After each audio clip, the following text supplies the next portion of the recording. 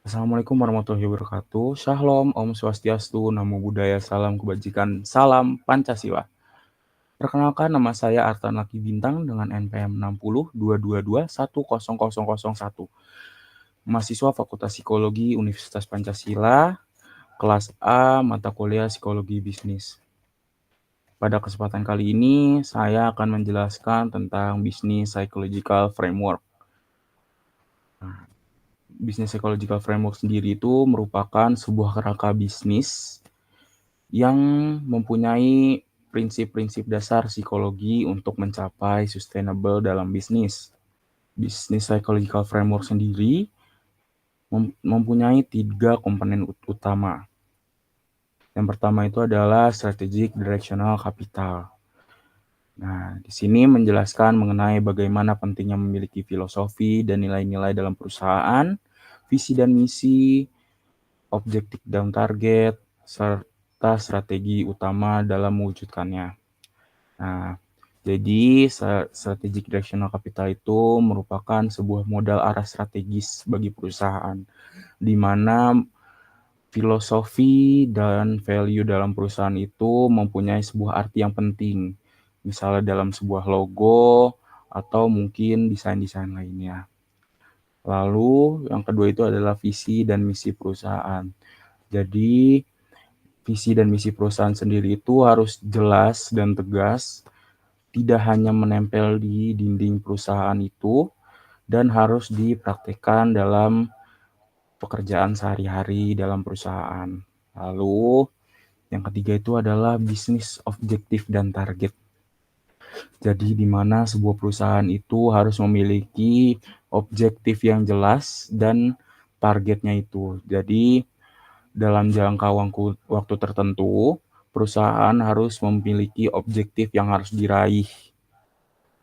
Nah, lalu yang selanjutnya itu adalah strategic interns, merupakan strategi bagaimana cara perusahaan itu mengejar objektif-objektif yang telah ditetapkan tadi. Lalu komponen yang selanjutnya ada organizational capital. Nah, di sini membahas pentingnya leadership dan management style, organizational kultur, infrastruktur dan manajemen teknologi, dan juga knowledge and informational management. Jadi, organizational capital itu merupakan modal organisasi. Jadi, bagaimana leadership dan manajemennya itu sangat diuji. Jadi, ketika sebuah perusahaan memiliki leadership dan manajemen yang baik, maka akan mendorong para karyawannya untuk mencapai target. Lalu, selanjutnya itu adalah organizational culture. Di setiap perusahaan pasti memiliki kulturnya yang sendiri-sendiri, bagaimana pemberlakuan karyawan di dalam perusahaan itu sendiri. Ketika kulturnya sudah baik, pasti karyawan di dalamnya akan terpacu agar bisa mencapai target yang sudah ditentukan. Lalu yang ketiga itu adalah infrastruktur dan manajemen teknologi. Bagaimana infrastruktur dan manajemen teknologi dalam perusahaan itu membuat para karyawan bisa mencapai target-targetnya dan mencapai tujuan yang telah ditetapkan pada perusahaan itu sendiri.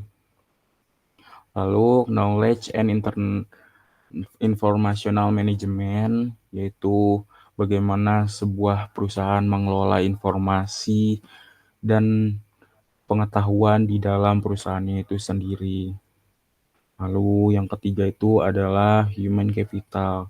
Nah, di sini tuh menjelaskan tentang kompetensi dari manajemen sumber daya manusia yang terdiri dari individual competence, teamship competence, organizational competence, serta social and environmental competence. Jadi di sini membahas modal manusia di mana setiap karyawan itu harus memiliki individual kompetensi yang baik. Nah, ketika memiliki individual kompetensi yang baik pasti akan mendorong perusahaan menjadi lebih baik. Nah, selain individual kompeten sendiri, setiap karyawan itu harus memiliki teamship competence, di mana mereka bisa bekerja di dalam tim. Lalu organizational competence itu bagaimana para karyawan di dalam organisasi, di dalam perusahaannya itu strukturnya atau bagaimananya. Lalu yang terakhir itu ada social and environment competence, di mana di perusahaan itu harus bisa berguna bagi sosial dan lingkungan di sekitarnya. Nah, ketika 3 komponen utama itu sudah terpenuhi, maka perusahaan bisa mencapai produktivitas dan psychological well-being. Namun, selain dari faktor internal organisasi, ada juga faktor eksternal yang berpengaruh bagi keberlangsungan organisasi, di mana ini bisa mengganggu kinerja pada karyawan. Nah, setelah adanya external force ini antara lain seperti kekuatan secara politik, ekonomi, sosial, dan konflik-konflik di luar negeri. Terus juga misalnya kekuatan global yang kita tidak bisa hindarin seperti revolusi industri, globalisasi, dan perang dagang. Nah, di sini pasti perusahaan akan mendapatkan feedback. Nah, feedbacknya itu sendiri mungkin bisa seperti penggantian value perusahaan, terus meredaksionalisasikan visi dan misi perusahaan, lalu juga objek dan target dari perusahaan itu sendiri yang ingin dicapai. Dan juga bagaimana cara perusahaan itu mengelola strateginya itu. Nah, feedback ini dibutuhkan agar bisnis dapat diperbarui kembali atau direvitalisasi. Nah, mekanisme dari feedback itu juga diantaranya memperbarui kompetensi pada human capital, revitalisasi fungsi pada organisasi kapital, restorasi strategi perusahaan, merevisi tujuan perusahaan, pengalihan pada visi, dan menemukan kembali nilai-nilai dari perusahaan seperti yang saya sebutkan tadi. Nah, sekian penjelasan dari saya tentang Business Psychological Framework. Sekian dan terima kasih.